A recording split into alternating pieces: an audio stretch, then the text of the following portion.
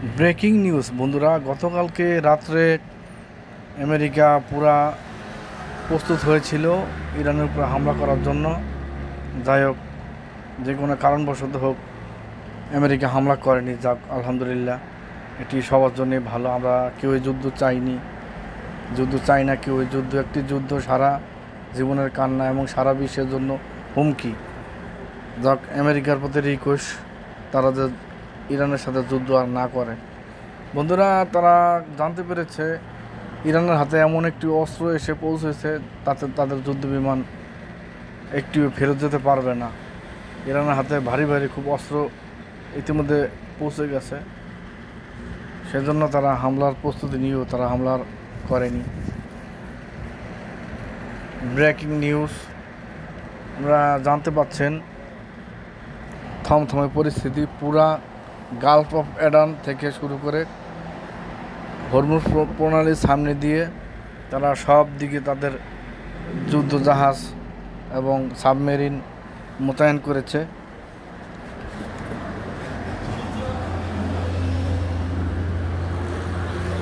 এবং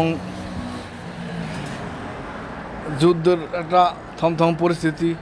ইতিমধ্যে আপনারা সবাই জানেন যে প্রেসিডেন্ট ট্রাম্প তিনি চীন রাষ্ট্রে গিয়েছিলেন। চীনের শি জিনপিং প্রেসিডেন্টের সাথে মিটিং করেছেন।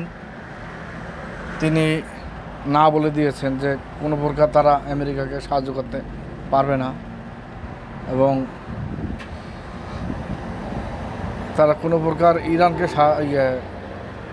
ইরানকে ছাড়বে না। তারা ইরান তাদের সাথে ইরানের বহু আমলের বিজনেস, তেলের ব্যবসা। তারা কম দামে তেল নেয় ইরান থেকে, চীন, এবং পুরা ইরানের তেলের উপর চীন নির্ভরশীল।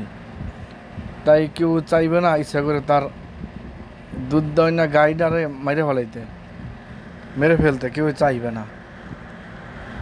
তাই ইরান হচ্ছে চীনের দুধ দয়না গাইয়ের মতো। ওখান থেকে অল্প টাকায় তারা তেল নেয় এবং চীন থেকে তারা অস্ত্র কিনে অস্ত্র নিয়ে আসে। এখন আমরা কেউ যুদ্ধ চাই না বন্ধুরা, আমরা কেউ যুদ্ধ চাই না। যুদ্ধ খুবই একটা খারাপ জিনিস। আর ইতিমধ্যে জানতে পেরেছেন যে বাংলাদেশে সিলেটে বিনা উস্কানিতে বিএসএফ বাংলাদেশের দিকে তাক করে গুলি চালিয়েছিলেন। তার প্রতিক্রিয়ায় বাংলাদেশ বিজিবিও গুলি চালিয়েছে। সাবাস, এটাই হচ্ছে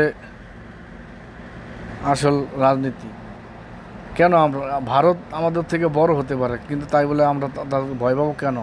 তারা বিনা উস্কানিতে অন্যায়ভাবে গুলি চালাতে পারেন একটা স্বাধীন রাষ্ট্রের ভিতরে।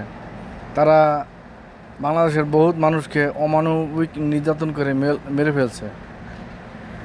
এখন এটা কোনোভাবে ছাড় দেওয়া যাবে না।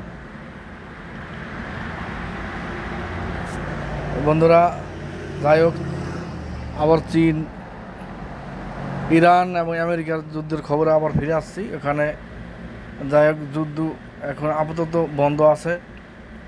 বলা যায় না, যে কোনো মুহূর্তে আবার অ্যাটাক করে দিতে পারে আমেরিকা ইসরায়েল একসাথে। যে কোনো মুহূর্তে যুদ্ধ বেঁধে যেতে পারে। আমরা কেউ যুদ্ধ চাই না, আমরা শান্তি চাই।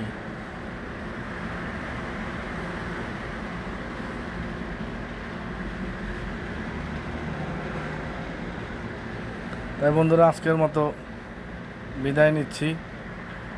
সবাই ভালো থাকবেন। আমি নতুন, আমার চ্যানেলটা দয়া করে সাপোর্ট করবেন, সাবস্ক্রাইব করবেন, ফলো দেওয়া রাখবেন প্লিজ।